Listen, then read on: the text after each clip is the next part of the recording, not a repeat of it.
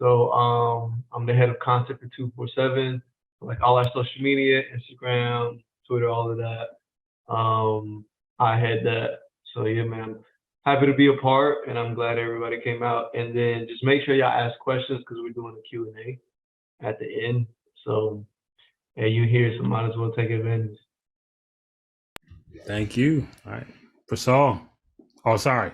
Mike. Well, I don't know. I'll let you say what your name is because I got like 9 names. But what's up, guys? My name is Michael Persall.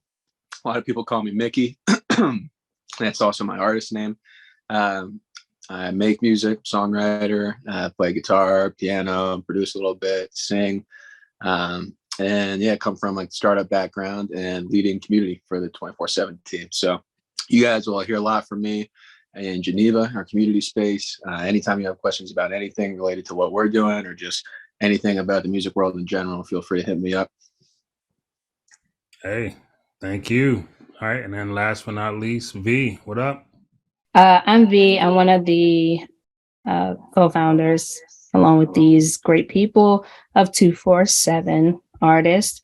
And I'm here to make everybody feel great and comfortable and get you what you need to the best of my ability. I'll also make sure that things get done. I was about to say, don't let the sweet voice fool you. Everybody on this call knows she's the email lady. She's the shit. If I got the email from Davina, that means I'm not doing what I'm supposed to do. It was all laughing. All right, so I want to get rolling because I want to leave as much time as possible for the Q&A at the end. Slash, I'm gonna throw you down and then bring you back up when we're done. I'm actually going to share my screen because in today's Zoom webinar, I wanted to use, of course, this is all up in my way. I want to use the actual course platform that we're using to teach from. I think this is a great way to preview it. The beauty of this is if you haven't already registered, we'll talk about how to register for our courses and the community at the end. But I wanted everybody to see, like, this is a curriculum I've worked on for a few years now. We've worked on it together. It's up and running and live. We're releasing a new course every week.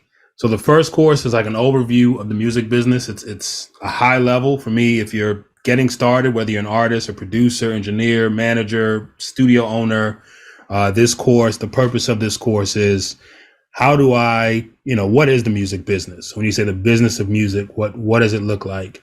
How do you make money? How do we get here?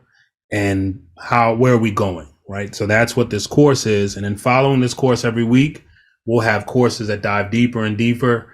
And we're going to take the feedback from the actual community. So we want to teach you what you want to learn. We're going to go into financial literacy. We're going to go into publishing. We're going to go into building teams. We're going to go into Web3 stuff and tools and resources. It's a whole bunch coming, but you can't get there without the first step. Step one is step one. So I'm going to get into this. If you're on Facebook right now. Sorry. If you're on Facebook right now, I didn't know you could do that. I can't see your questions on Facebook, but I think Davina's going to get on there. So when we do the Q&A, she will be the one to let me know what's being asked. So on this course, again, I'm going to breeze through this. You guys will be able to access this for free. I got to say that too. About this course, I really wanted to give an overview of what the landscape of the music business is. When we say music business, for me, when you talk about business, you're talking about money. So I just wanted to show an overview of where money is made in the music business. As an artist, as a creator in 2023, glad I said that right, not 2022. There are a multitudes of ways you need to make money and not just have to make money, but need to make money, right? The idea of just putting out a song and making money from sales and streams or Spotify is far-fetched. And so you've got to be well aware and well equipped to make money with all the ways that money can be made as an artist, songwriter, engineer, producer, record label owner, whatever you may be. So I'm gonna run through this course. And again, as questions come up, Casey and Davina, if you can let me know, I'll answer in real time. But we're gonna try to get through the course so that we can jump into the Q&A at the end. Did you push to go live when you started? Yeah. I hope I'm live on Facebook. So again, who's this course for? You've heard me say it a couple times, but this expands a little bit more. The music business is filled with different roles and positions. Obviously, we think of the artist, whether that's a rapper or singer. But obviously you have musicians and you have producers and you have managers, you have lawyers, you have agents. You now have investors. Like a lot of artists I know are looking for like private investors and not trying to get signed. You have service providers, whether that's, a Spotify, DistroKid, or anybody that's in the music tech space, and then fans. So anybody who wants to learn about the music business, this course is for you. So why is this important? Again, for me, the music business is what we know as like the record labels. Then you kind of have like this tech world. So you now have Spotify and Apple and Google in the space and Amazon. And then you also have social media. So now you got Facebook, Instagram, Twitter, TikTok. And then even since we did this course, you now have like AI. So you've got stuff coming that's going to even disrupt the space even more. So you have to understand that like the music business is not one part of this. It's all of this put together. And if you don't understand that, you're leaving money on the table and you have little chance of winning this fight. So how I define things, I like to take like practical words and put them together. So music business, right? Music is a vocal or instrumental sound combined in such a way as to produce beauty of form, harmony, and expression of emotion. And business is the practice of making one's living by engaging in commerce. And so music business is the practice of making one's living by engaging in vocal or instrumental sounds combined in such a way to produce beauty, form, harmony, expression, and emotion. Ultimately, when we talk music business, if you're in this room, if you're listening to this or watching this on demand, it's because you want to make money with your art. And I want to almost leave a disclaimer. The other day I was speaking to my friend Kokai and he said something really powerful to me. He said, for some folks, they just need to let the art, meaning if you just want to sing or just want to produce or just want to create and you don't want to really deal with the business side of it, that's not what you're in this for. This is no different than me going to pick up basketball. Like I'm never thinking about making it to the NBA, but I'll play pickup basketball or play golf for fun. There's nothing wrong with that. Do that all day, every day.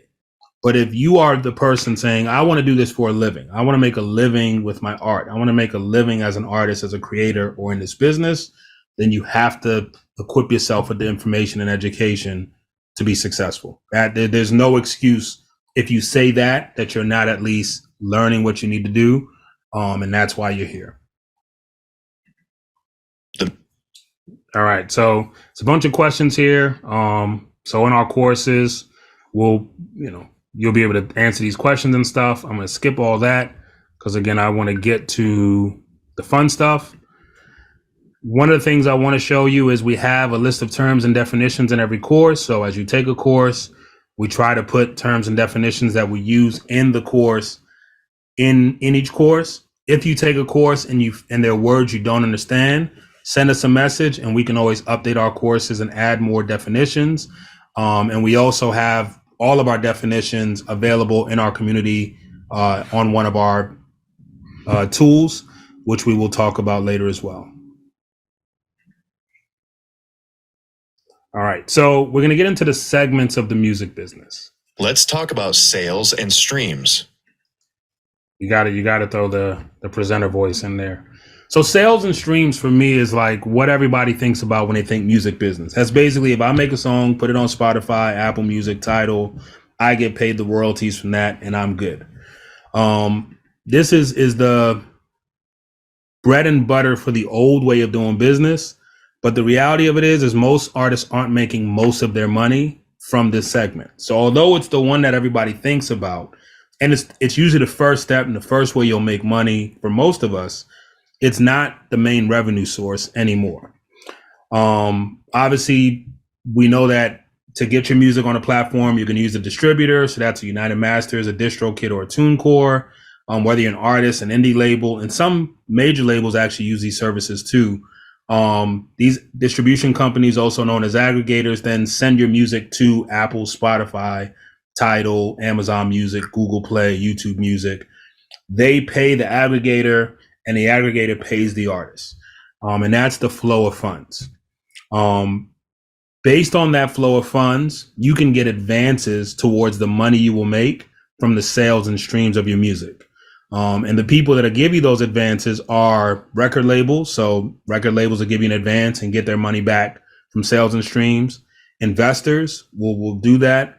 Some of the aggregators themselves, so DistroKid, TuneCore, will give out advances. And there are companies like BeatBread, BeatBread, that if you already have a catalog of music on these platforms, they'll use machine learning. They'll scan and see how many streams and plays you've had, and they'll give you an advance based on the history of sales and streams.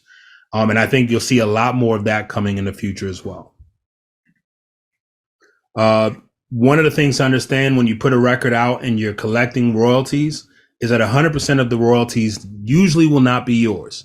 So again, whether you have a record label relationship and you're paying them back, or there's a co-ownership, right? The label owns 1% and the artist owns 1%, or more commonly, if you have collaborators, i.e. if I produce the record and Asa, who I know is in the audience, is the artist, and Casey co-produced it and the engineer co-produced it, the royalties that we make from those sales and streams might need to be split.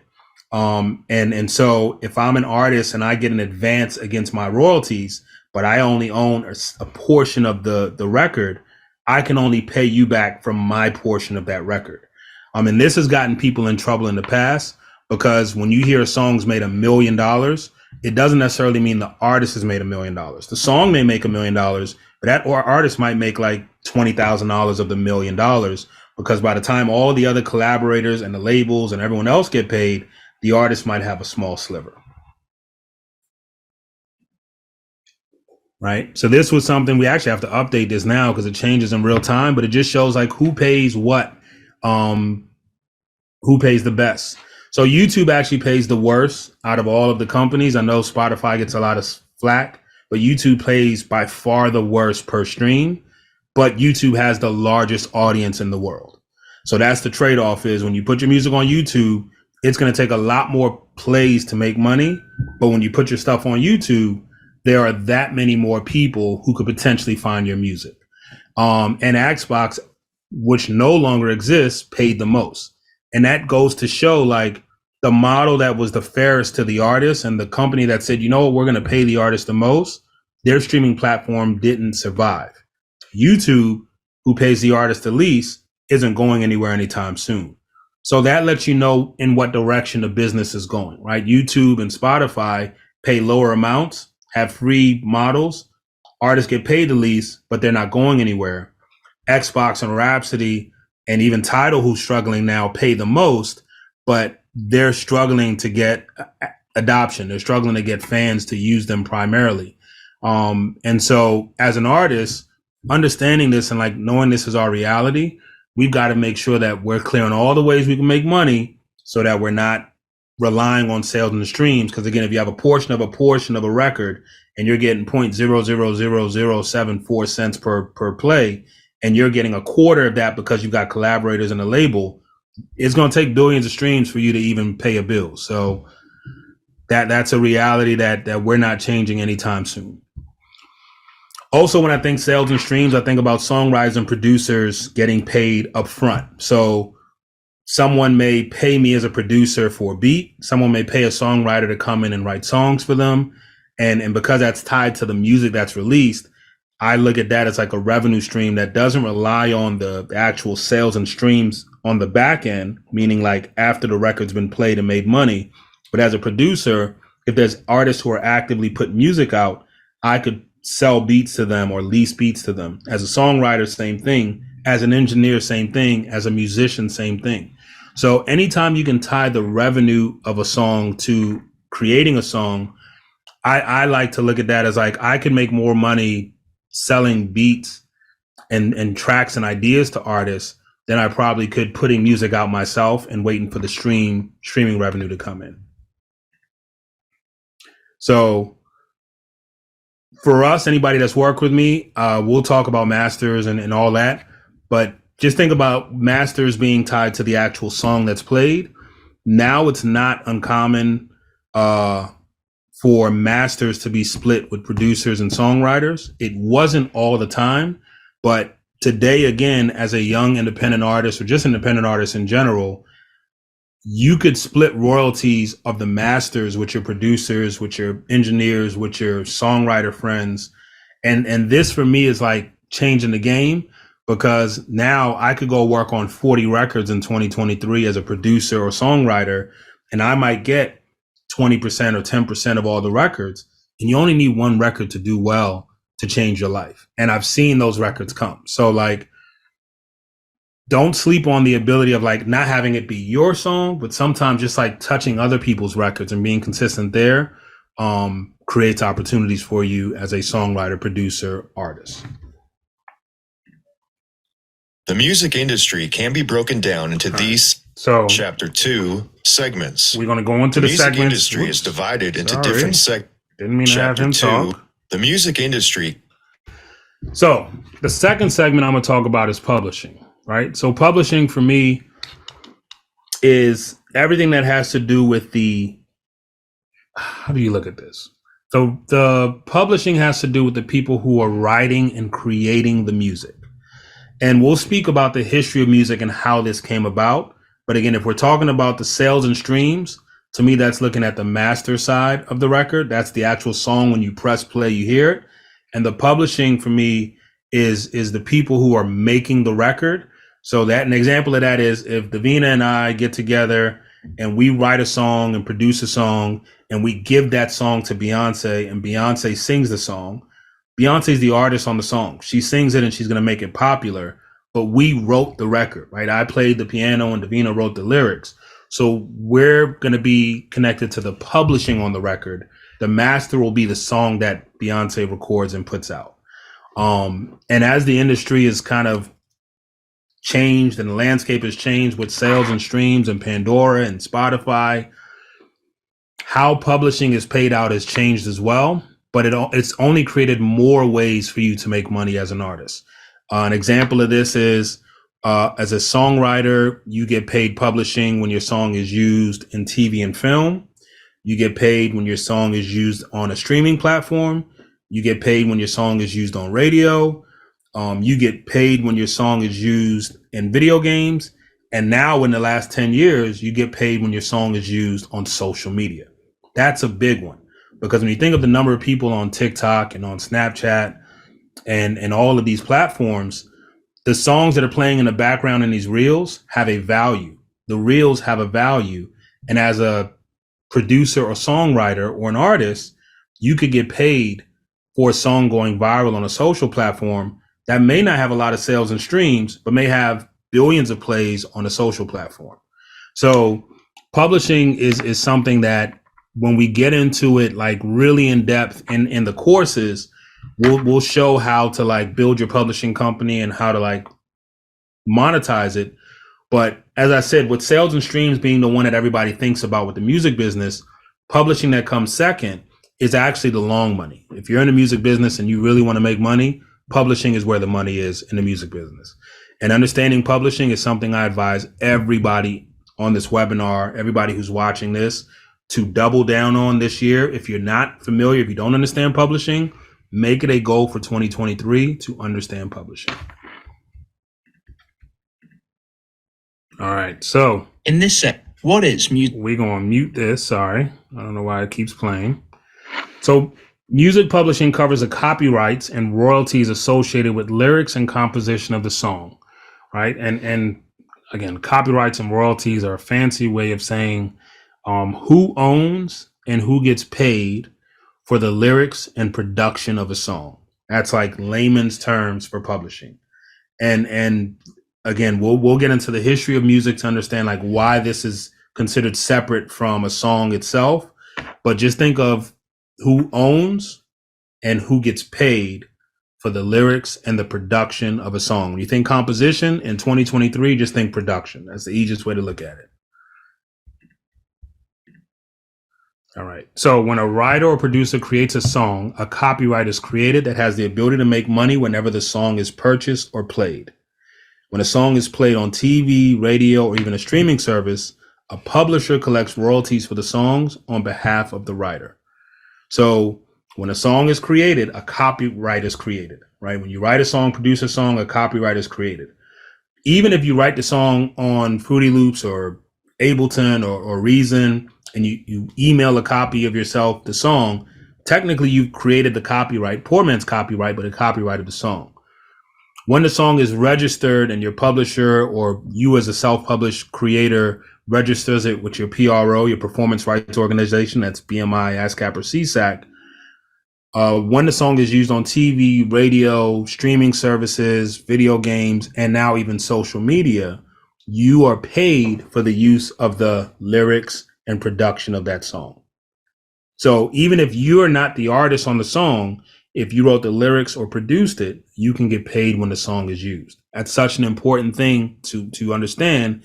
It's why you hear about these catalogs being sold for millions and millions of dollars, because if you have enough songs in your catalog and they're used enough times, that creates limitless value, like unlimited value. Ask a Stevie Wonder or Smokey Robinson or someone who wrote songs in the 1960s who are still getting paid today for songs that they wrote 50 years ago.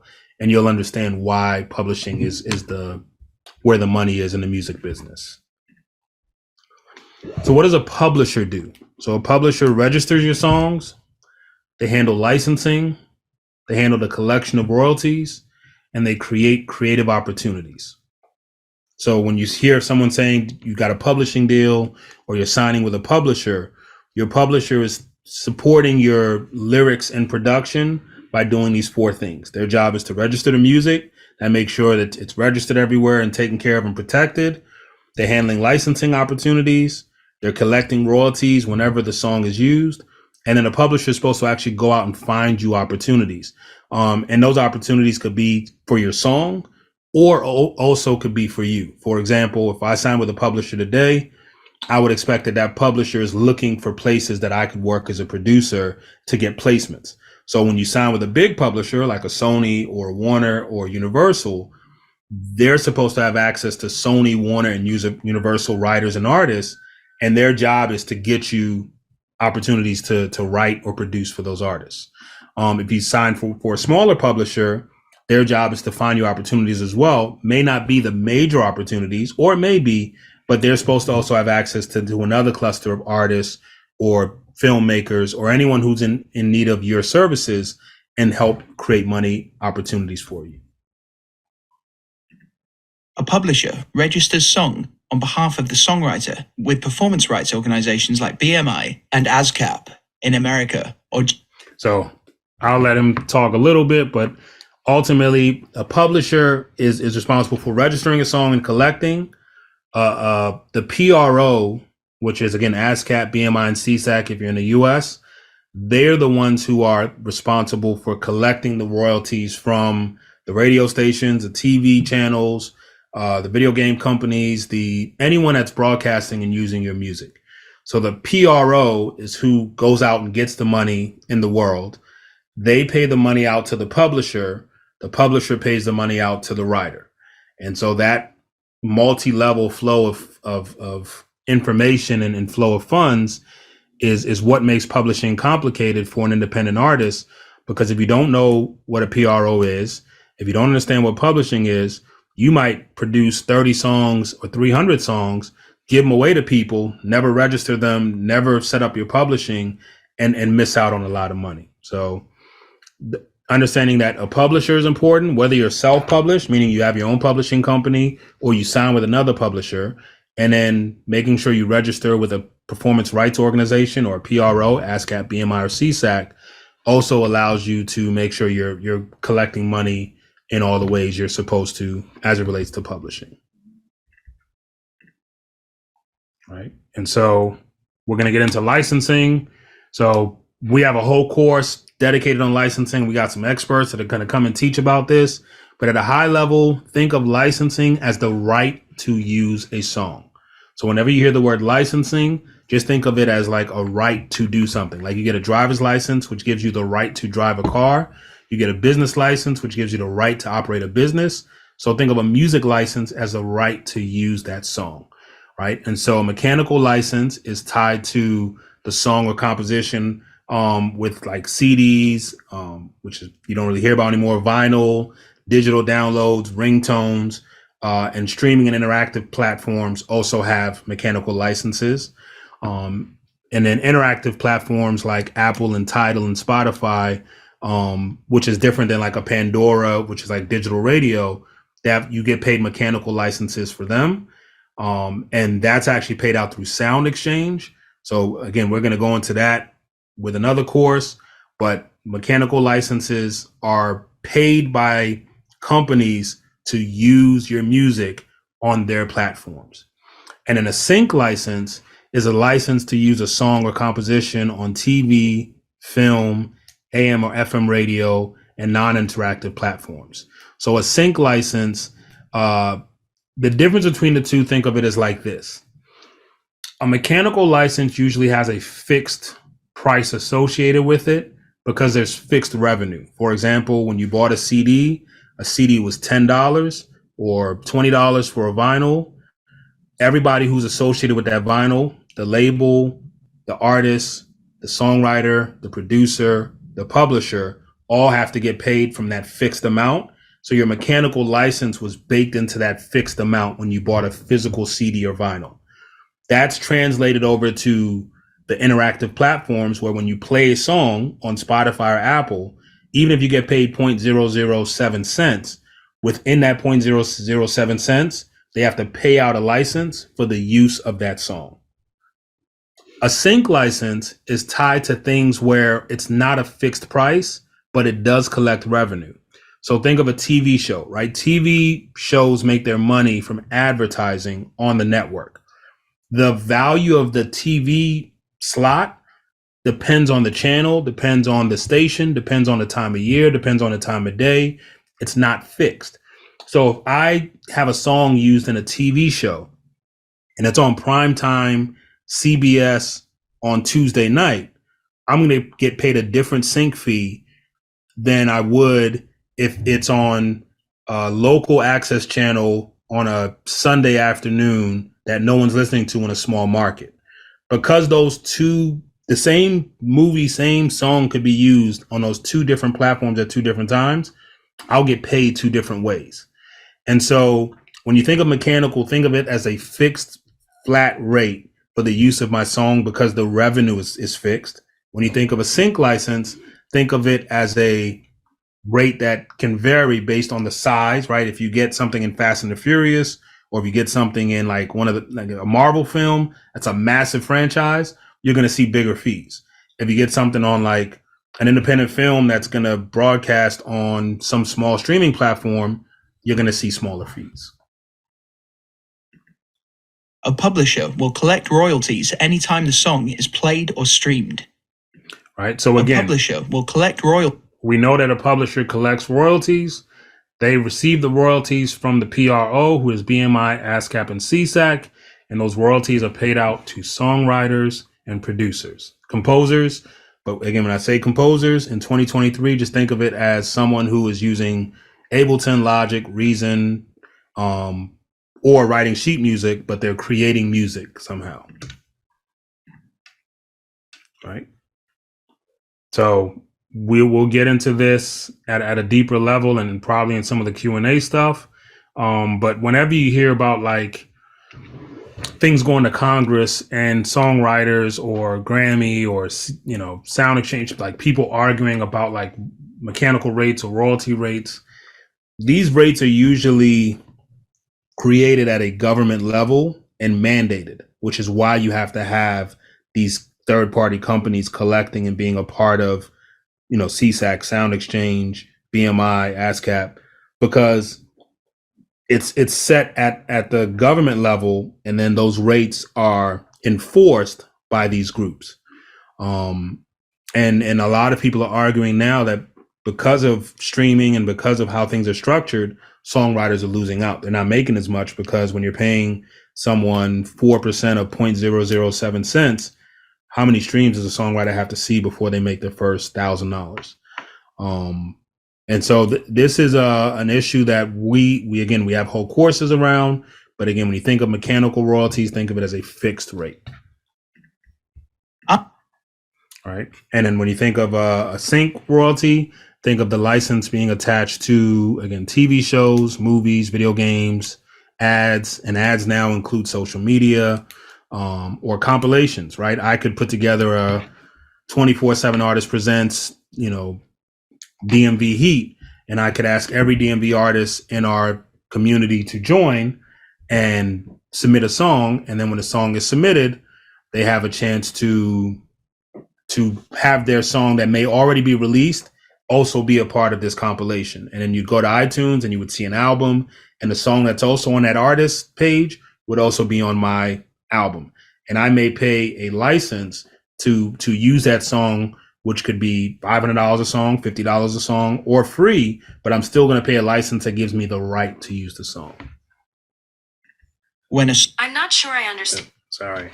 So when you think of publishing, think of every writer on a song, every producer on a song having a publisher tied to them. We'll get into this in our publishing course, but this is just an example of like a song that someone wrote. And so look at writer 1 having 16.66%, writer 2 having 16.67%, and writer 3 having 16.67%. And then look at the publishing that matches, right? So publisher 1, publisher 2, publisher 3. And then in this case, I think we structured it where like that writer might have had like 2 publishing deals. So like maybe they had an original publishing deal and they hadn't finished paying that deal off. And so now in a new publishing deal, they're splitting royalties. And I've seen crazy things like this happen where, again, writers don't understand what they're getting into. They sign these crazy contracts. And even when they're a part of a big song, because they are paying multiple publishers and paying multiple people, agents and managers, they actually aren't making any money. And you don't want to find yourself there. So 3 major types of publishing deals. We have administrator publishing deal, independent publishing deal, and a major publishing deal. Again, this is going to be in our publishing course, but at a high level, I'll give you the elevator like rundown. An admin deal basically is they're not getting a ownership stake. They're getting a percentage of basically doing the back end work. They're not usually finding you creative opportunities, so they're not putting you in a room with people to create. A lot of times they're not giving you an advance. And they usually take a small commission, 5%, whatever it is, of your revenue. So this is usually good for someone who has a large catalog, is plugged in already, gets their own work, and they just don't want to handle, like, I don't want to register on BMI. I don't want to make sure I got the information from the other people. Somebody can do that for me. An independent publishing deal usually takes 10 to 25% commission. They usually offer a smaller cash advance or creative stipend. A creative stipend would be like, I'm not giving you cash, but I'll give you $80,000 worth of studio time, or I'll give you free access to our studio. Like Cobalt may do that. And then they also have other people in their network they can plug you in with. So if you sign a deal with like Cobalt, who's an independent publisher, Cobalt's roster of writers, producers, engineers, you can plug into that group and usually find yourself on a pretty decent project and in pretty decent budgets. And obviously the major publishing deal, which is the one that most people think about, take the highest commission, 25 to 100%. They usually advance larger amounts, so 6 to 7 figure advances. And they almost always provide both creative services, access to other musicians, producers on their roster. So again, when you think of Sony, Warner, and Universal, the biggest companies in the world, if you're trying to get in a room with a producer or an artist and they're signed to Warner and you sign a Warner publishing deal, you can go to your publisher and say, hey, I've got some ideas for this artist. Can you connect this? And it happens often. Hey.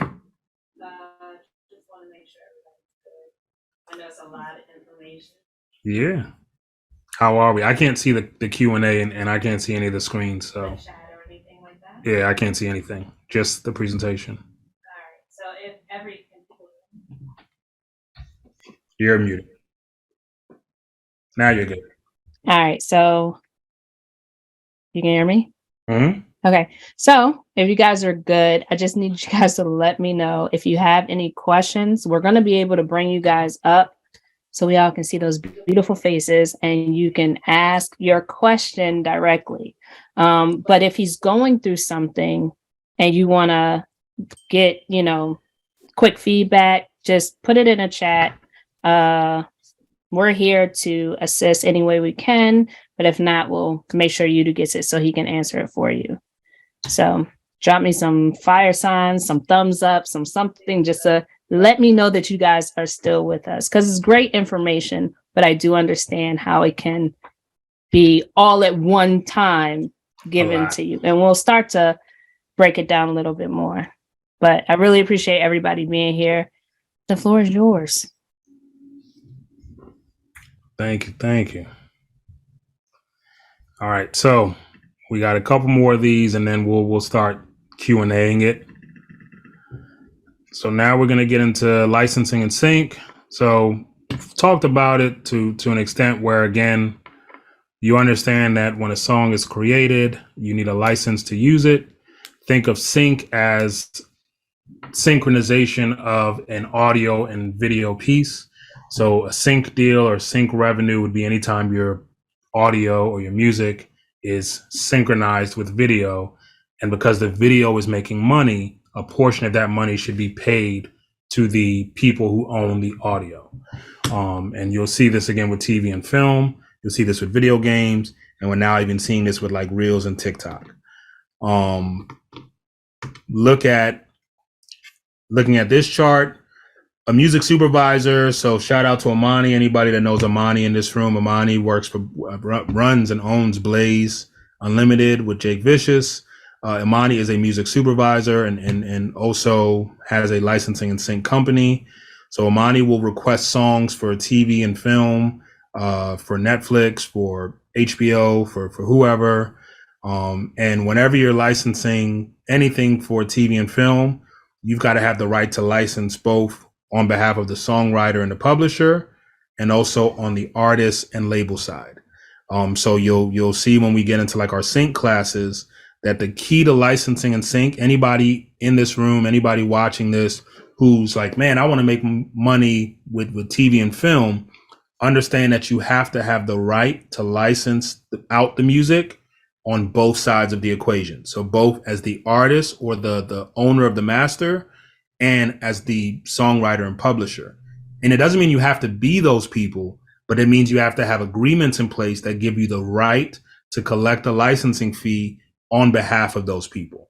And so when you hear like exclusive or when you hear work for hire, a lot of times that's because people are trying to do licensing and sync. And they're like, rather than me have to chase people around and get permission and ask, I'd rather just pay you one time up front. And then I have 100% licensing and sync coming to me and I don't have to ask you for anything. Not saying that that's right, but the reason people do that is it's easier. So I'll give you an example of one of the licensing and sync gigs that we were a part of. So we worked with a group named Shade from the DMV. I think they're based in LA now. We recorded a live concert with them. And one of the songs that we recorded 2.5, 3 years later, Apple picked it up for an Apple commercial.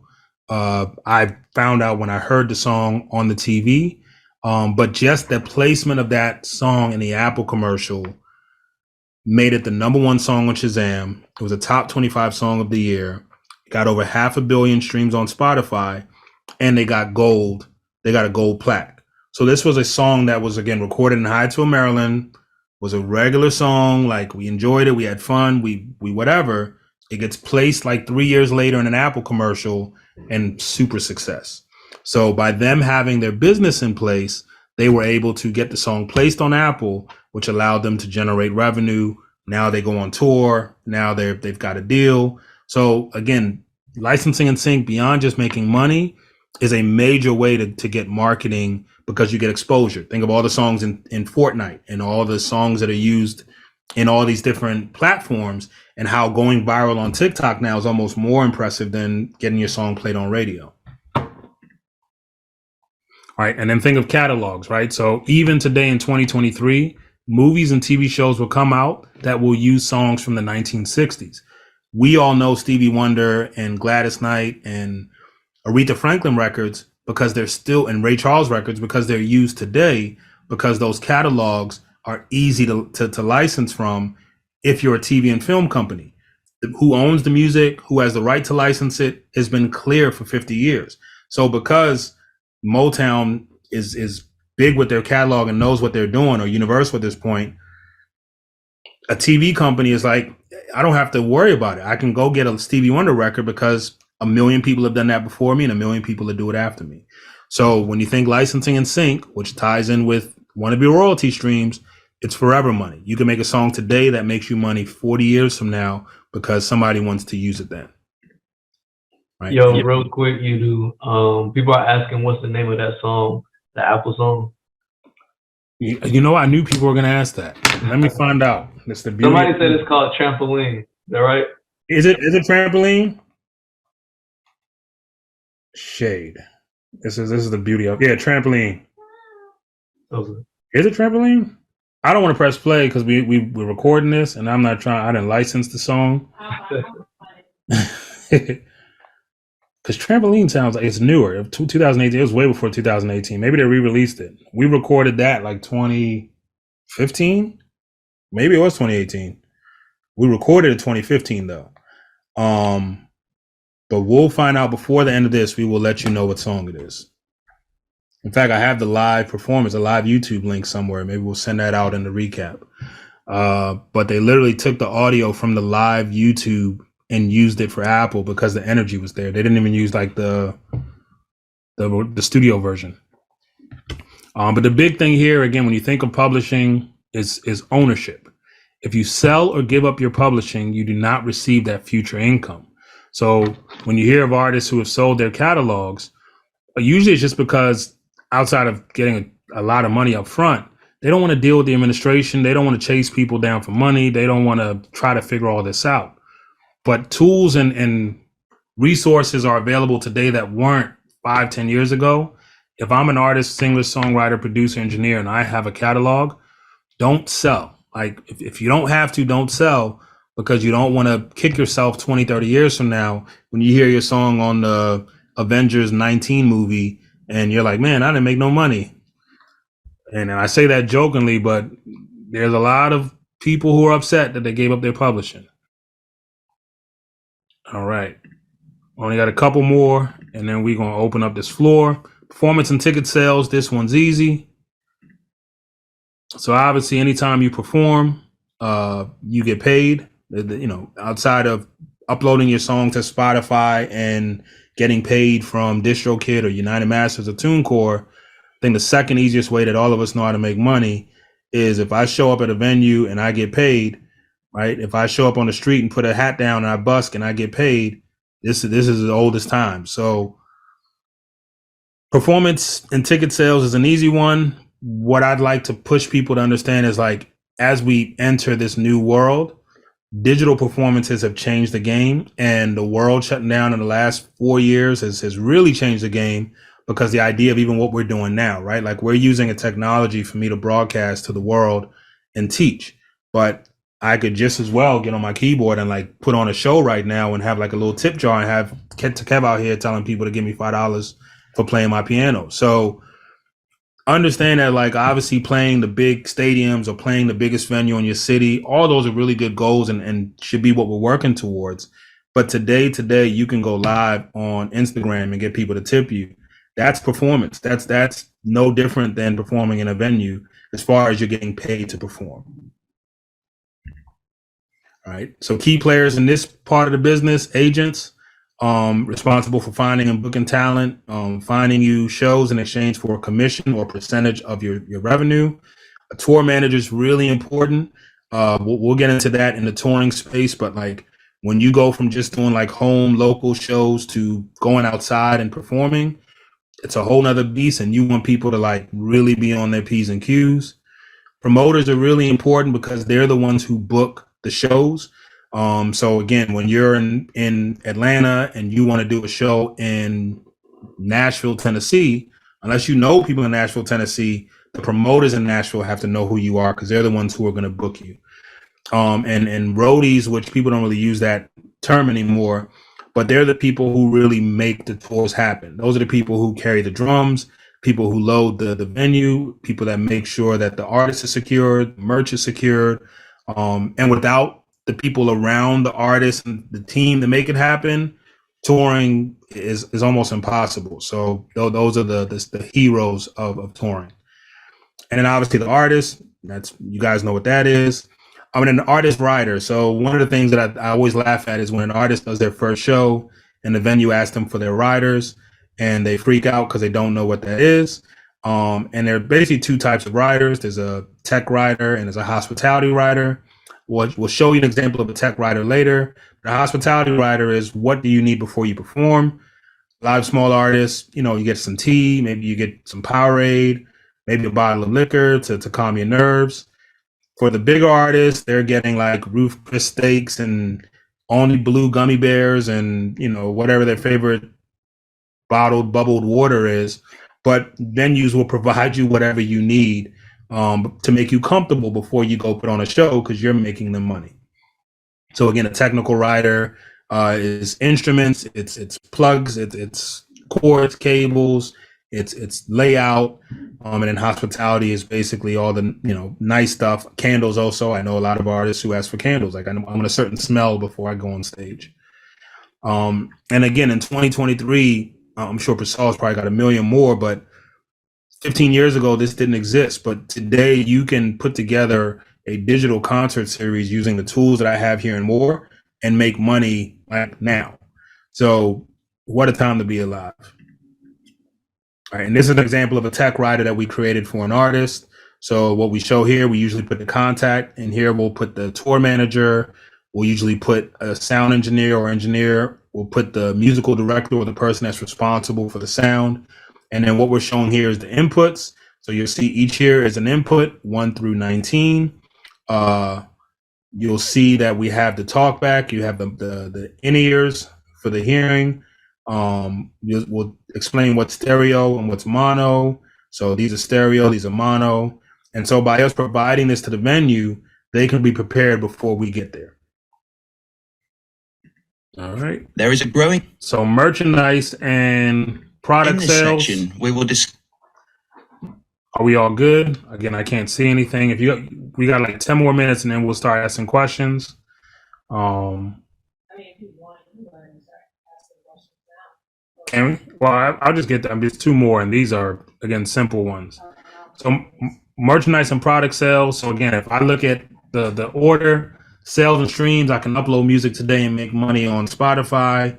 Performance and ticket sales, I can get online today and perform, or go outside on the street corner and perform, or book a small venue and perform, or connect with someone like Slash who's in the audience and work with him and perform at one of his shows. The next one for me is merchandise, right? Like this is another Artists easy can, one. Like thankfully, if you're not thinking about selling merch as an artist and you're looking to make money as an artist, I feel like you're leaving too much money on the table. There are too many tools today that exist. there is a I'll go growing straight list of tools. to the end. Today, I could set up a Shopify. I could set up a Stripe, PayPal. I could use Big Cartel. I could use Printful to create my merch. I could design in Canva. I could get my domain on GoDaddy. I could set up a merch store in 24 hours, right? And so as an artist, as a producer, as a creator, because all the tools exist to create merchandise today, even if you only sell one item today, get used to selling merch, because it takes work to learn how to sell, and it's not a strong suit for a lot of us as artists. So the sooner you start, the easier it becomes. And if you mess around and get like Chance the Rapper and come up with like a logo like the 3, and it takes, the merch sells itself. So not only should you get in the habit of selling merch, but you get in the habit of wearing your own merch. Chance wore his 3 hat for years straight. So as a result, when he goes on tour and he sells 3 hats, whether it's 2,000 people in the stage or in the venue or 20,000 people in the venue, the ability to sell merch was already plugged in. He started early. So if you're an artist producer today, understand the merch game. Now, we're working on a course with Justin Phillips. He's one of the founders of Support Black Colleges. He's got an amazing e-com situation, one of the most knowledgeable people I know. In his course about how to set up a merch store, he's going to basically give you the play-by-play, step-by-step, how to set up how to set up a store, how to get your products, how to get your mock-ups. He's going to give you the whole play and show you how to do it really affordably and effectively. Register for that course when it goes live. I think Casey was supposed to put that out February or March. So whenever that goes live, like, please register for that course, because, and he'll do a webinar with us too, because this dude knows what he's talking about. And he's the one that opened my eyes to, like, oh man, like, you really don't have to spend money to get merch out there. Like, so why not do it? And then Keys to successful brand and the last one for us is brand partnerships. Let's talk about brand and sponsored partnerships. I love his voice. So if you guys work with me, you know this is one of my specialties. I believe that brand and sponsor partnerships shouldn't be one of the first things you work on as an artist, but once you get those other core ones laid out, it sells itself. And the reason it sells itself is a brand and sponsor partnership is just that. It's a partnership. It really is a friendship. It's a connection. It becomes a part of who you are, and you become a part of who the brand partner is. And so if I'm a young artist, and I say young, but if I'm a aspiring artist or I'm a developing artist, and I've got my music catalog good, I've got my publishing set up, I'm working with somebody to get some licensing and sync revenues in, I've got my performances down, I've got my merch store set up.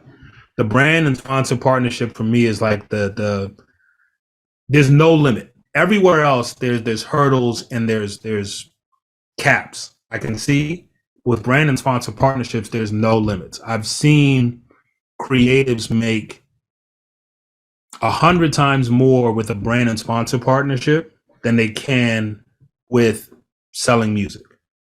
And I've seen creatives make 7 figures with most of that coming from brand and sponsor deals, and see them make barely nothing, even though they're popping with their music.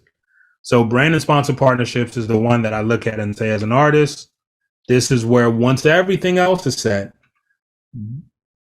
I can see us helping a lot of artists in this way.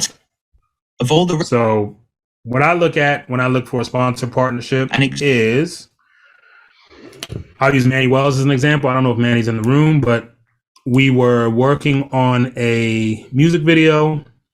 We needed some funding for it.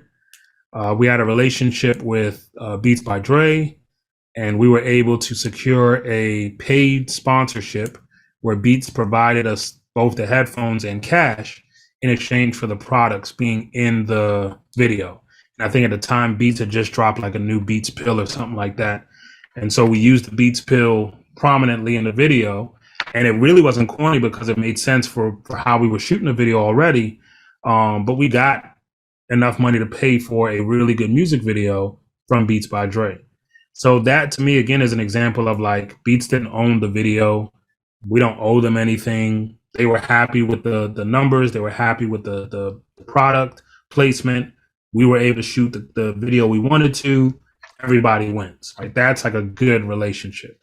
And again, a full music video with that big budget and Beats by Dre is what we aspire to if you're in this room. But Beats wasn't the first partnership we did with Manny and anyone. And so there are a lot of people I think you can work with before you get to a Beats by Dre. All right. Examples of successful brand partnerships include. And so then I'll give you a few more. So Adidas and Run DMC for the old heads in the group. Jay-Z and Reebok, they funded a whole tour. Nipsey and Puma, they funded a whole movement. And then Michael Jackson's Pepsi tour. The Pepsi tour is what made Michael Jackson a global brand. Pepsi gave him the bag to be the face of his tour. And Michael basically went around the world with Pepsi being his thing. And not only did it make Michael a global brand, but it actually gave Pepsi a bigger chunk of the soda space or the soft drink space. So these are things that I look at when I'm an artist and I'm saying, how do I do my version of this at the stage I'm in my career? So I think I'll stop there and we can start having some combos. All right. Slash. Thank you for that, Slash. And what kind of leverage is typically needed to secure an independent publishing deal? Great question, Mari. So if you want to get an independent publishing deal, what you're looking for is, you know what you're looking for. What a publisher is looking for is this. They want enough traction that they believe they're catching you on the upswing. So I'll just give you the play, right? Like however many of y'all in this room, I'm gonna give y'all the play, and whoever follows it, when it works, come back and tell people that like you gave you the play and it works. If I wanted to get a publishing deal in the next year, this is exactly what I would do. I would create a list of the top artists, songwriters, producers, and engineers in my city and in my network. I would create that list visually. I wish my whiteboard was up so y'all could see it. I would write a list out. Kev, you know I like a whiteboard. And I would say, okay, writers, I'd write all the names. Producers, write all the names. Engineers, write all the names. Songwriters, musicians. And I would start working with as many of those people as possible on records, whether they're your records, their records, or other people's records. But I would say there's 52 weeks in a year. My goal is to put out 52 pieces of music. And the only rule I have is I have to have at least one of the people on this list a part of every record. If you do that, the publisher will come to you. Because what happens is the publishers are paying attention to those same people, right? Everyone's watching the same people. This is the industry where everyone's watching. And unfortunately, people relativity in space and in access is what people think of as cool. For example, if I was teaching this class and right next to Casey was Drake, y'all be like, oh man, this is the best music business class ever, right? Because that's how our minds think. I could be spitting the best game and like giving you guys the best advice, but if Drake stamped this and said, yo man, this dude's spitting facts, this would now become the learning course. Well, it's the same place for creating that kind of buzz in the publishing world. If publishing is tied to making of songs, right, lyrics and producing, then all you've got to do is start surrounding yourself with the producers and songwriters and musicians and engineers who are making waves, and the publishers will come find you. Because once you have a catalog of songs and the people you've created with are all on that next level or on that rise, the publishers will be like, oh, this person's already figured out the game. Let's work with them. And by you working with those people, it also shows that you're the kind of person who knows how to work with people. You know how to collaborate. So because you know how to collaborate, this person's going to be easy to work with. We'll give them a publishing deal, we'll give them an event, and it will also put them in the room with other people. I know there are songs that I've played as a DJ, but didn't really translate to what people want to hear. So can you speak a little more how virality has affected us as artists? Good question. Virality. Don't chase going viral.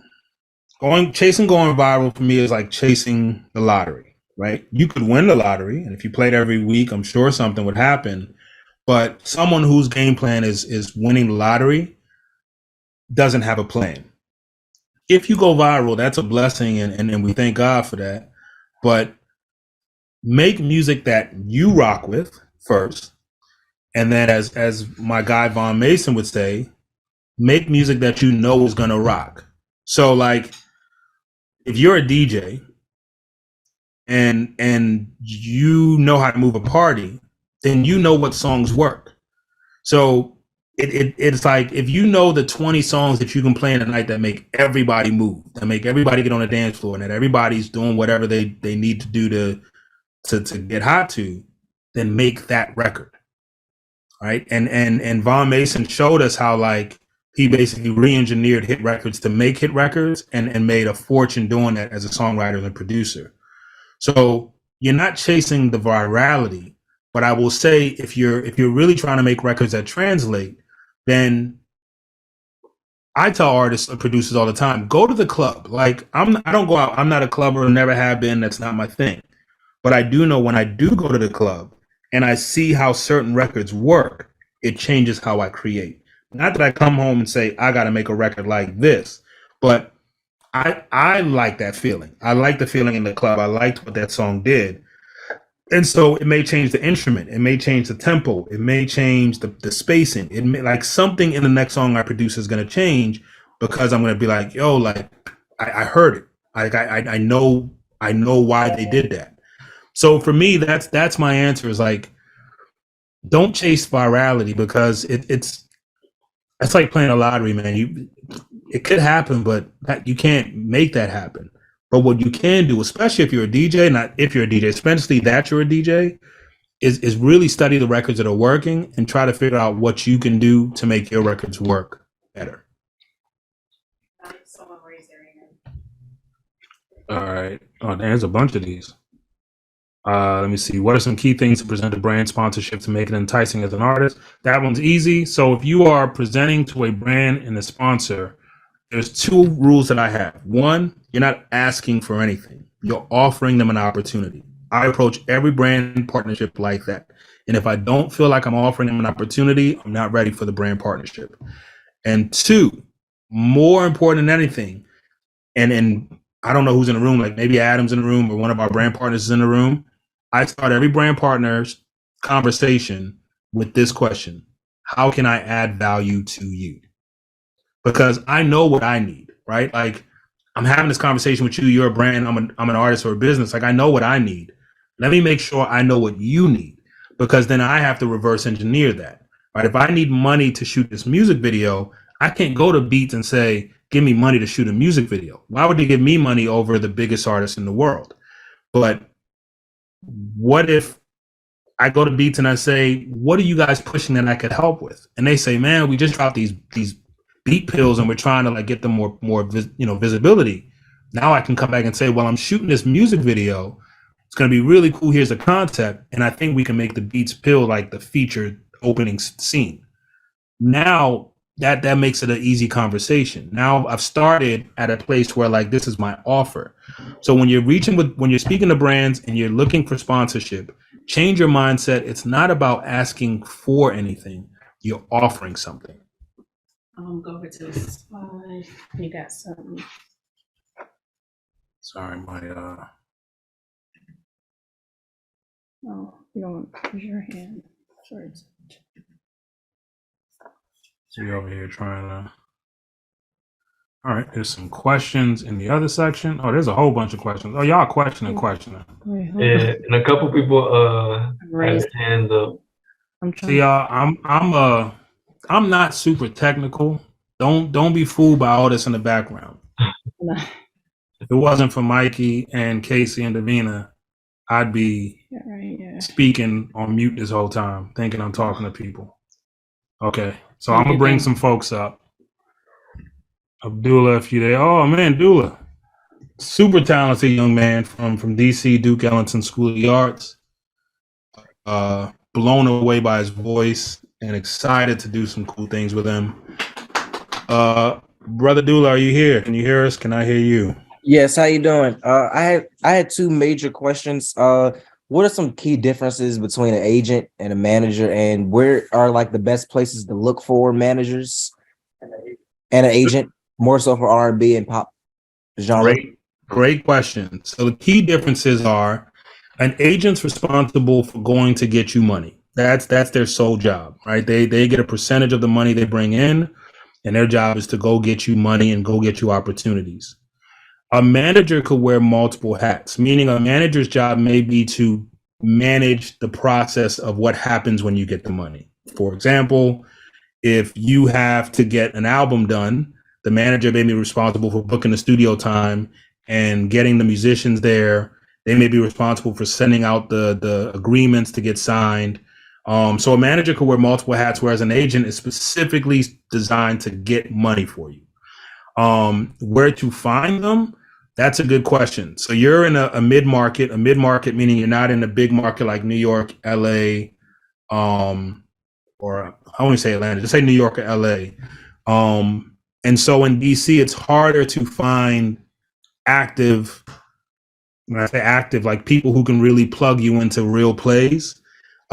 Those people are more than likely in New York and LA. Again, thank God for the internet. You can have an agent in LA and be based in DC and vice versa. But I would say before you go find an agent, you want to have a lot of your other pieces in place. Most agents who really can change and affect your career are only going to plug into people who are already moving. So an agent will more than likely see you doing a lot and then reach out to like add value to what you're doing. Most agents aren't trying to develop talent. So in order, I would find a good manager who can help me get my album done, get me in the rooms with the DSPs, the digital service providers, with Apple and Spotify and Twitter and Facebook, can get me some opportunities, maybe can link me with some performances, some shows, some festivals. And then as you start building that buzz and building that energy, agents should be coming to you. If you find yourself chasing agents, you're usually on the wrong end of the negotiation, but you should be in a place where agents are coming to you. And then a big space that the agents usually are really valuable for an artist like yourself is agents usually book festivals. So when you look at these really big festivals, Something in the Water or Coachella or anything like that, it's usually agents who have the pathway to those stages. And it's really hard to get on those stages without agents. So if you want to find a good agent, what I would do is I'd start looking at festivals. And when you get the list of who's performing at the festival, don't worry about the big names. Go to the people at the bottom of those lists, the smaller names, and then start doing your homework and see who those agents are. And then again, everything for me is a list. I'd start writing down those lists of those agents. And then over time, you want to see like how you find yourself in those spaces. But that's not like for you where you are in your career, like pretty new, no album out, still figuring things out. Get a good manager first. And that manager's got to set up opportunities and play for you. They're almost wearing the agent hat until you're in a room with the agents. Your first manager, your good manager should be the one to do the work to get you in a room with the agents. Okay, thank you. No problem, Doolin. We will connect soon. I know I owe you a one-on-one soon. Yes, sir. Thank you. Appreciate you. Thank you, man. All right. I just learned how to bring somebody up. Well, Davina learned how to bring somebody up. Sorry. Wait, all these people have their hands up? No. Oh, okay. Just thank what's God. on the side. I was like, wait a minute. Wait a minute. I can't talk to everybody. Yep. Wait, who did I bring up? Nope. Didn't mean to do that. Here we go. All right, Slash. Bringing you up. I don't know if it's because you had your hand up earlier or not. He put it back up. Put it back up? Okay. And then I'm going to go back to this Q&A. And what else, Slash? Hey, I'm doing well, man. Excellent job, man. By the way, this was Thank you, my brother. well done, Cruz. Well done, Davina. Well done, you do. But my question was, a lot of the relationships that you brought up as far as getting with different brands and with artists, it's normally about past relationships, right? They're normally about a relationship that you had prior. So how would you instruct people now to bridge those connections now? And the other question, well, the other part to that is, if you are a good person to reach out to for this, how do people once in turn do you a favor or work on something that you're working on in order to bridge that connection too? Good question. So absolutely. That's a great point. One of the things that I learned over time, and I wish I'd known it when I was younger, is you're already connected to the people who will connect you to the people. All right. So like the thing that I think we often do is we overlook our immediate circle. We feel like we're beyond like getting to this group and we're looking where the grass is greener for that big play. But a lot of times we don't do a great job of telling the people in our immediate circle, hey, this is what I'm doing. Like, this is what I'm working on. And like, not just I'm a producer and I'm trying to make music, but like, hey, I'm working on an album. I want to do 12 songs. I want to do it at the studio. I want to work with these people. This is my plan. because you'll never know who goes to church with somebody or who knows somebody's mom, or like, it's crazy how the world is connected. And so to bridge those gaps, I would say do a great job of just on your social media sharing what you're actually doing. And that includes like Facebook. That includes like places that you're like, oh, those people don't know nothing about this, because like you don't have to know the music business to know someone in the business. There are people who introduce people to me who have nothing to do with the music business, but I know them through family or I know them through other means. And sometimes that stamp is what's needed for me to be like, all right, let me press play and let me listen to this person. Let me call this person, or let me like see what they've got going on. So first step for me is like, get really good at just making sure your immediate circle knows what's going on in your life. Because a lot of times those people are the people who can be like, oh, you want to work at that studio? Oh, I think I know the person who owns it, wife, or like, I've seen crazier things happen and I've definitely lived it. So that's step one. And then step two for me, if you are in this room and you're not already a part of the 247 Artists community, the Geneva, you'll get an email after this wrapping with the link. The team will probably also put it in the chat. Sign up and join the Geneva. Geneva's like Discord, but it's much cooler, and we're going to do some really cool things with Geneva, including some grants and like some really cool stuff for artists. But everything that I've got going on will be in Geneva. So like, if you want to see what we have going on, if you want to see what we're cooking up, if you want to see how you can be of value, if you want to volunteer for something, if you want to work something, if you have an opportunity that you want to bring to the table and we can collaborate on, I'm almost making everything I'm doing exclusively in the community moving forward. Even like with these webinars, right now we're doing it publicly and we're making everybody like be able to see it. But I'd say by March, if you're not in the 247 Artists community, you're not going to get access to this, because for me, it's like, I want to make like the value of the community for me is that Abdullah, who came up early and is looking for a manager, if Slash is in a DMV and he's a manager, those two people should connect. Like, that's what 247 Artists is. I'm going to add the value that I can, the best that I can, but the community's only working when I'm not in the equation and it's still working. That's my goal. So if you want to add value, be active in the 247 Geneva, get to know the people in the community, reach out and see how you can connect and collaborate. And then what I look forward to is like 2 or 3 people in the community coming to me and saying, hey, we came together with this idea. Can 247 Artists support it? That's what's going to make our team excited, because then we know it's working. So that's really what I'm looking for. And that's a great question, Slash.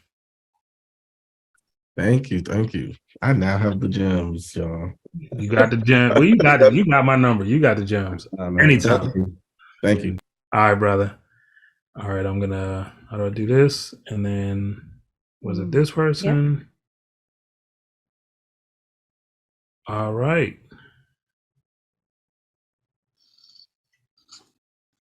What up? Hi, y'all. It's your girl, Lay. I just wanted to ask about, you talked a little bit about the medium market area, how DC is in that scope of, I guess, scale. And do you have any tips on optimizing your fan base in a medium market, if that matters, or, or just particularly in the DMV, if there's any things we should be looking out for? 100%. So again, I'll give you the you-do gem. When I say you-do gem, for me, it's like the direct, just do this and it works. Made in the DMV just dropped a list of top everythings. Most people are so upset about whether they're on the list or not on the list that they're missing the point of like, somebody took the time to curate a list of people from your area who are obviously doing something. I would collaborate with as many of those people who resonate with you. That's an important asterisk. So not just like go out there and try to work with everybody for the come up. I'd listen to the music. I'd listen to the albums. I'd listen to the songs. And then I'd be like, wow, I listened to everything on that Main to DMV list. There's like 15 people I really, really think are talented. And I would set a goal this year to work with those 15 people, because it's all about circles for me. It's like Lay's circle is here, and then she's going to work with somebody here, and then they're going to work with somebody here. And the more people you work with, what happens is your circle just gets bigger. It's not like a line. For me, it's like it's an overlap. So before you worry about like New York or LA or any of the other markets, because you'd have to do the same thing there anyways, get really good at doing it at home. Because once you get good at doing it at home, which is the getting good at it part, is you got to put yourself out there. You've got to reach out. You've got to send a DM. You've got to do the outreach. you got to get comfortable with a bunch of people not responding. You got to get comfortable with people turning you down and saying no. You got to get comfortable at people not showing up when they say they will. You've got to get comfortable at all those things to understand, like, man, I reached out to 15 people and one person responded. But here's the secret. You work with that one person. Now you're on other people's radars. Now people that ignored you the first time will come back around and be like, oh, I heard that song you did with so-and-so. I'd love for you to be on my record. And I'm speaking from experience. Like, for those of you who know us as like the studio and all that, when we first started, to get anyone to come record with us was almost impossible. But as we started working with more and more artists who were like relevant, the same people that I was reaching out to and saying, hey, come record for free, please. Like, I'm trying to work with you. Their managers calling me like, yo, so like, what we got to do to get studio time? And I remember laughing like, yo, like, I was trying to give you free studio time a couple years ago. Now you're hitting me trying to figure out what you got to pay. So that to me is like the play. It's like, go to the main DMV list, listen, right? Don't just like randomly pick people.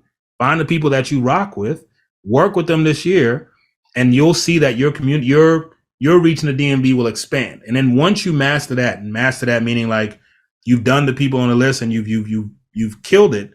Now, if you go to New York or LA, it's the same thing. It never changes. It's like, if you went to New York tomorrow, I'd say, yo, create a list and go work with those people. If you went to LA, create a list and go work with those people. It never changes. Does that answer your question? I think so. I wasn't sure if I was muted, but yes, it definitely does. Collaboration is key. Shout out to the home team. Shout out to the home team. Thank you, Lay. All right, who we got? We got. I'm gonna bring up.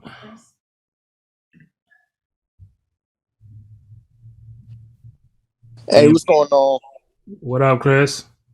Hey, it's been a fire session. This is really dope. I really appreciate you taking the time to do this. I really have been struggling as an artist in Atlanta to do something more along the conscious route, for one.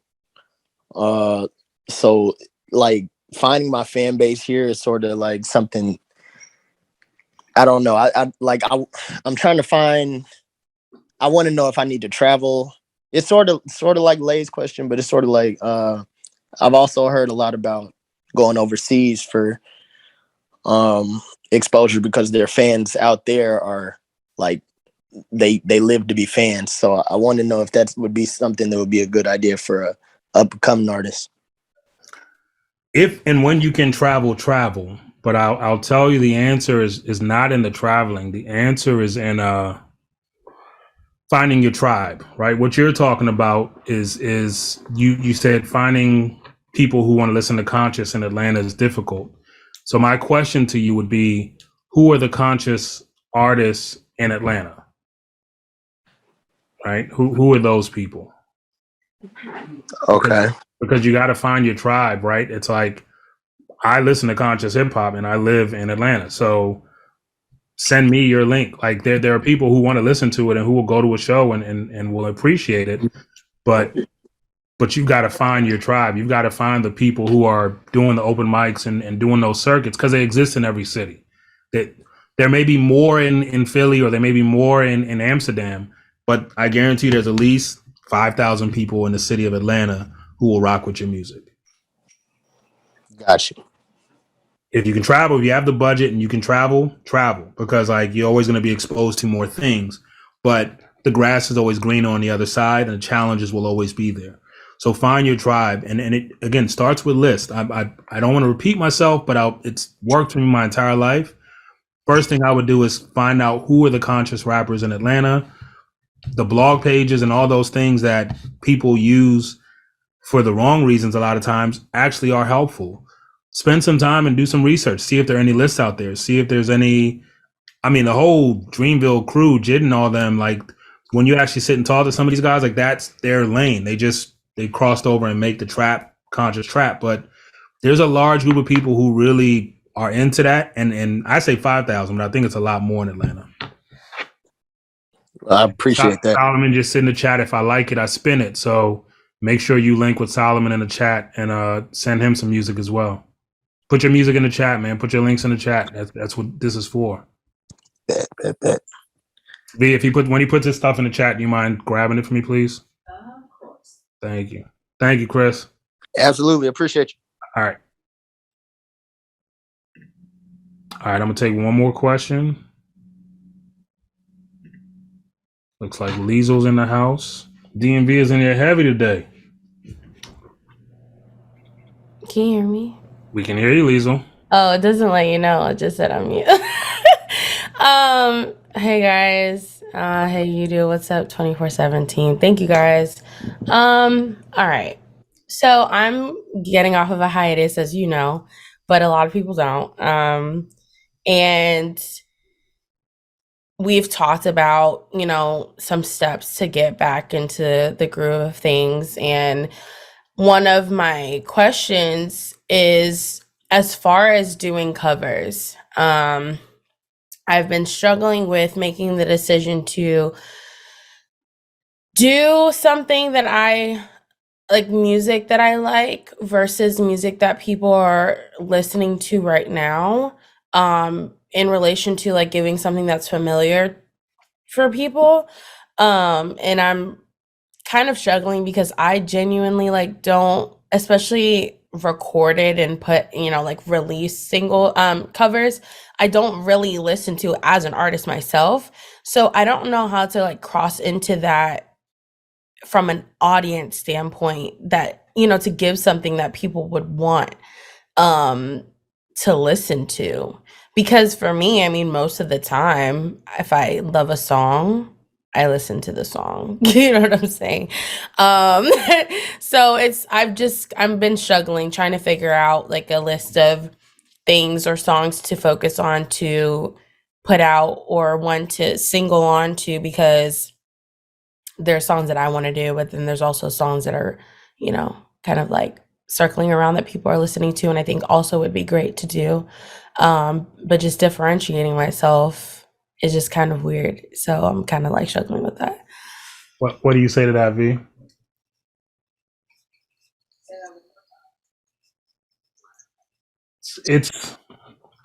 So I'll give you the you to answer. Please. She said, "Oh Lord." And he said, "Oh Lord." You have a beautiful voice, right? So the issue is not the ability to sing. Mm-hmm. And a cover tune, especially today, like I said, you can start on Instagram Live and like you ain't got to put out anything on Spotify or anything right away. Mm-hmm. Is more you getting back in the habit of sharing your art with the world. Okay. And so I think it really like can be any song that resonates with you. Can be gospel, can be pop, can be soul fro, can be whatever it is, could be snippets of it. But what I would say for you is hold yourself accountable to, I'm going to go live this time every day for at least 15 minutes and just sing and share my gift with the world. Mm-hmm. And whatever I'm feeling that day. She's struggling to find the space to put out the music. Yeah. Like Davina's asking, you're struggling to put, yeah. And I think Mari in the chat said, shout out to the artist coming back from a hiatus. I know that tough. It is tough, Liesel. It's not like, I don't want to oversimplify it because it's not an easy task and we get in our own heads and it's not easy, but you've got the support of your family who I know supports you. You've got the support of the 247 team. You've got people in this chat now who are like, oh, go get it. So what you got to do is you really got to just put yourself out there and hold yourself accountable day by day. So like I said, just set a time. Could be lunch break, could be when you get off of work, could be in the morning before you go to work. I think it's just a matter of like, whatever song touches my heart today, I'm going to go sing. Okay. Yeah. And then once you do that for a week and then 2 and then 3, you'll do one and maybe it hits you right, or maybe you get great feedback or whatever happens. Then you can say, okay, that song that I did a little snippet of that everybody loved, let me go record a version of that and put it out. Like, or you may never do that. You may just start writing your own music again. But I think you just got to get back in the habit of singing and sharing that gift with the world.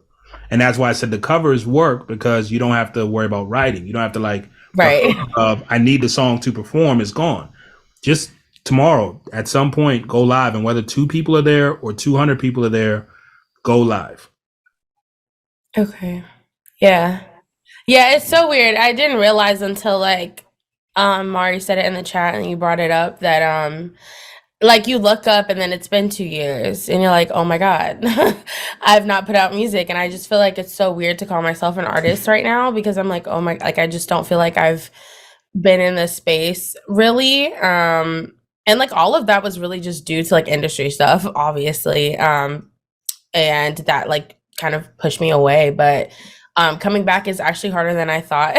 So I appreciate the support and I will definitely just like do that. I was live all the time on Instagram, so I will definitely just kind of like get my feet wet again. So I appreciate that. Thank you Do guys. it and do this right now. Put your IG in the chat because there's a bunch of people responding to what you're saying that feel it. So put your IG in the chat. Everybody who's in here, go follow Liesl. There it is right there. Hold her accountable. If you don't see her doing it, send her a DM.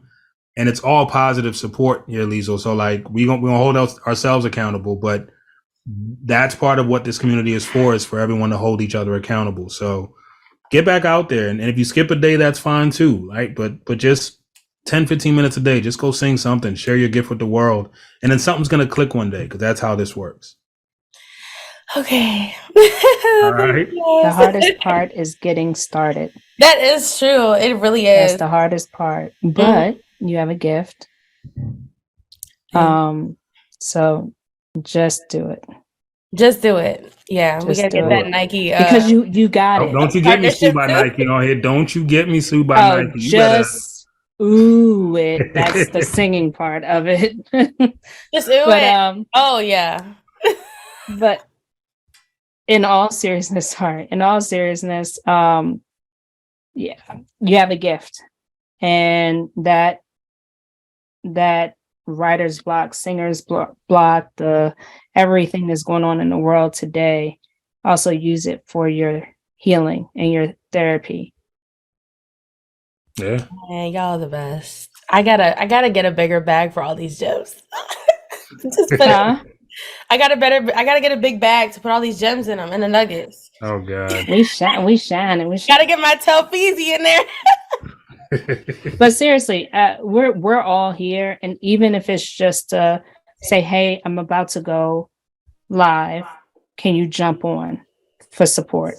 I'll do it 100% of the time for you and anybody else that's in the community, in the chat, and I listen to everything that is sent to me, and I have since day one. I appreciate that. That would be helpful. Thank you. Y'all want me to sing goodbye? Y'all are killing me. Bye, Liesl. Goodbye. All right. It's 8:30. I know we're supposed to go till 8. There's like a bunch more questions in here. I want to grab one more question or a couple more questions. Isaiah said, once you get the sync licensing back, what are the next steps to get my music on TV? So the Play Now, Blaze Unlimited, I don't know what their Instagram is, V, if you can find it and put it in the chat, is an example of a music licensing company. They take the music and get it placed. And they also have calls for music. So they work with filmmakers and production studios to find music for their projects. So you want to find a music supervising company or music licensing company and get your songs added to the catalog. Where possible, you want to do it non-exclusively. That means you could have multiple people shopping your records. And how it works is you send them the music, you sign a contract. When the song gets placed, they get paid. They take a percentage. They pay you out your balance. Just make sure your legal is in place. So just make sure, like, if you are giving somebody music to put in TV and film, if you worked with a producer, make sure that producer is credited. If you use the sample, make sure that you cleared the sample, because what you don't want to do is burn bridges by giving somebody a record that you can't actually use and get that company in trouble, because then they'll never work with you again and they'll make sure nobody works with you. All right, let's see. I answered that already. Filet. And then Jazz Jackson, I find myself constantly leasing music or beats that would be a headache to get approved for publishing or syncing. Any tips on getting out of this endless pool of music I can't use? Great question. So one of the rooms that we're going to set up, and I think Mickey's still in here, is I want to have all the producers who are in our community create a pool of records that writers and artists can use. And then I want to be there as a midpoint to make sure that all the legal is done right and split sheets are done and everyone's getting paid and everyone's getting credited. So Jazz, if you're already in our community, I haven't had a one-on-one with you yet. So that's why I say if, because I have one-on-one calls with everyone who joins. But join our community if you haven't already, because that's one of the projects that we're putting together with our team to create a pool of records that are usable, ready to go, and that if used or when used, we'll walk you guys through how to get it, the split sheets, then registered and published, and credits, then everyone getting paid. My job, my goal is to make sure that the artists in our community are just doing a business the right way. And what I think happens a lot of times is not that people have bad intent, but we just don't know. So that's where you are, right? You're leasing music and beats and you go to use it, and then the person pulls an okie doke on you, and it's usually because they don't know what they're doing, and then you got to pay and all this craziness. It's like, I want to create a pool of records that are like, these records are ready to go right to them. And when you're ready to use it, the people are in the community, we speak the same language, and we can be the people to hold hands and say, okay, guys, these are the contracts you need. This is the communication. And then when you see the tools that we're building, and this is what's really exciting about 247, we'll be able to track and like manage all this in the community as well. So that's my answer for you in the future. My answer for you today is find a producer, right? Like that's when you think of the greatest artists in hip hop and R&B, they usually had a go-to producer. And part of the reason is this: one, level of comfort working with someone, but two, then you don't have to worry about leasing and agreements and if the person's for real. So I would say also, when you join our community, put yourself out there and let producers know you're looking for a producer. DJ Johnson / in the chat just said, hit me. I manage great producers in the area. So there you go. Hit / make sure you guys connect, DM privately, whatever it is. And / can connect you with great producers who I'm sure will work with you. And again, if you're in the community, we're here to help you along the way. So as you start using the records, when you need help, just reach out and we'll do what we can. All right, I'm gonna take one more person and then we will wrap. Allowed to. I know, right? No. This is it for real. But it's only fitting that the last person I bring up would be Asa. Asa Weeks, if you're there. No, it's not even there. No, I'm here. Don't do that. I'm right here. Don't try to put it on me. It asked me a question if I wanted to be muted or not. First of all, I would just like to say I'm actually sitting here with Nola, a great producer and artist. But I told him when I first got introduced to you and met you, you were telling me about how you guys were building 247 artists. So to see it at this place now with the class deck and the team, like, it's very inspirational and reassuring to see the progress that has been made over these 2 years since I know you guys started this. So I just wanted to say that great job. But my question was, you say this all the time, and you've been saying this a lot to me, is one thing is enjoy the journey and prepare yourself for that next level, because I know a lot of us artists, we dream of getting to that next level. But just what do you think is for someone who is on their way, how do you like keep yourself in a place to enjoy that journey and keep your mind right and stay focused? Like what does that look like? Hey, great. Well, first, thank you. The 2 years has been a love of labor, and having people like you and Liesel and Slash and others be a part of that process has kept me on my toes and made me make sure I actually do this, because I know the need is there just in the combos I have with you guys. So thank you. And 2, yes, enjoy the journey, but prepare for success. When I say prepare for success, that means like I use a lottery as my reference a lot, right? If you won the lottery today, let's say you won a crazy amount of money, $100 million in your bank account, you never have to work again. And your life has changed forever. So everything that you thought was a problem because you didn't have money disappears instantly. Mm-hmm. Not what do you do immediately, right? Not what does the immediate like ball out TV, PlayStation 5, not, but like in 6 months or 9 months, like what does your life look like? What are you doing every day? Who are you with? Why are you with them? Okay, you're going on great vacations, but where are you going and who are you taking with you? All right, you've got a beautiful car, but where are you driving to and why? Right? Like that's the part most people don't think about when they're like, man, if I won a lottery, I'd quit my job. And it's like, but then what would you do? Like, and most people haven't thought that far. My advice for anybody who is on the come up, on the rise, trying to figure it out, is take time when you're in the moment to figure out what you really enjoy doing. If you really enjoy writing music, writing songs, then make sure that you do that often and you enjoy it. Like you only do that when you're doing it. Don't try to write a song and you're doing this and you're doing that. It's like take time to enjoy it like a good meal. If you like performing, do that and like enjoy it while you're doing it.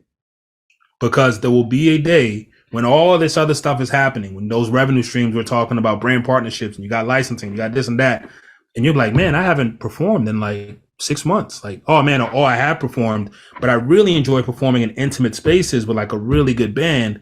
And now I'm just doing like big stages with a DJ. Like, find out what you love and make sure you find ways to stay tapped into that.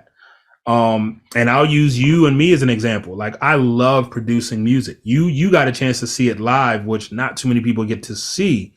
I love producing music. It's the thing that like I would pay to do. Not would I have paid to do. I paid for studio time. I interned in exchange for studio time. I built a studio. Like I will pay to make music because I love to do it. Over the years, as we were building our company and building this machine, I stopped producing. And so it got to a point where I would go to work every day and not enjoy it. I'd be like, well, I don't like, this isn't fun anymore. Like and I couldn't understand why it wasn't fun. In the pandemic, I was able to start producing again because I had nothing else to do. I'm sitting at home. Like I built the home studio setup and I got my equipment out and I started making beats. And just like the beats that I thought no one would ever hear, I just started making them and like saving them. And then one day I pressed play in a room with you and a bunch of people and y'all were like, oh my God, I love these beats. And I'm like, what? Like, you like this shit? Like, this is crap. Like, this is like my mess around stuff. That feeling I hadn't felt in years. Like, as a producer, pressing play and hoping someone likes your music and not sure if they hear what you hear or not sure where they're going to take it. But tapping back into that, even as we're building this and building tech and doing courses and doing events and South by Southwest and all the cool stuff we're doing, I now find time to make music every week. So the journey, that 2 years that you're talking about, is fun again because at worst, I know I'm gonna get up Saturday morning and create. And as long as I'm getting up on Saturday morning and create, and now I can send a text to Asa and be like, yo, what do you think about this record? And you're gonna give me that feedback, which is usually a damn 16 on it every time. Hey, bro, you be sending them to me, bro. I'm sorry, I don't know. Then that makes life enjoyable. And so for you as someone who's coming up, do find the things that you enjoy and you don't have to do it all the time. It's almost like a dessert. Like just find time to do it. And when you do it, do that and enjoy it. Yeah. Because on the other side of we do this and your life takes off and you're super successful, if you're like, man, I haven't really sat down and like recorded in a while. Whatever your thing is, I haven't done that in a while.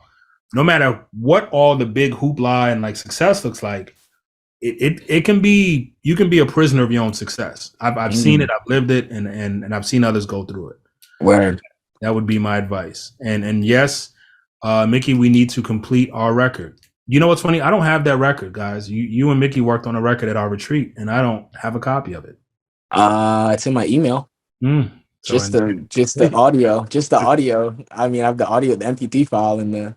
Just whenever you can send it to me, it'd be nice. Okay, I got you. I got Thank you very much, Asa. And if you Yeah, guys aren't following Asa, he's a really talented artist. All of us are in here. But I use that word like talented and like the hardworking, genuine, go get it, run through a wall, but still humble with all that talent. I think it's going to go a long way. For those people who are talking about collaborating and all that, link with Asa, because if I were to put my money on an artist, like, dude's got a bright future. So, Hey, yo, amen to that. Let's go. Appreciate you, bro. Davina said she'll collaborate. Oh God. Hey, V, we gotta do. Yeah, no, me and V do have to collaborate. I'll hit her. I'll text her. Oh God. All right, y'all. So we will wrap now. For the 247 team that is here, Kev Cruz is our content manager. So if you guys see the spotlights, the social media, we've got a timeline series coming out. Kev and his team kicking ass. You guys will work with him. Mickey, who is here but not on screen, is our community manager. This programming and all that you see is being run in our community on Geneva, which Mickey will be a big part of, and you guys will connect with him there. And then Davina, who is like our team mom, is we call her the email lady. Like, she is making sure that we are doing what we're supposed to do. So when you see this list of, I think we're doing 9 live webinars this month, Davina is responsible for them. So you guys know I want to be fully transparent. The webinars are free for the month of January. Eventually, these webinars will be paid webinars that are community only. So come to all the free webinars. Like, if I could do this for free, I would. Like, come to all the free webinars, get all the games, all the gems. And I love that I see you guys interacting in the chat. I love that you guys are connecting and linking. I'm praying that you guys take some of these relationships offline and go create. And we're here to support that creativity. Yep, Mickey just put his info in there. Again, all I ask is, how much in Liberian dollars? Is if you aren't already a part of the community, go to 247, the number's 247artists.com, click sign up, fill out the form, and join the community. You should download an app. I can actually share my screen and show it real quick. Davina put a link in there. So this is our Geneva. I have a bunch of stuff on my screen. Sorry, I don't know what y'all can see. This is my Geneva. So this is where all of the creators are that are in the community.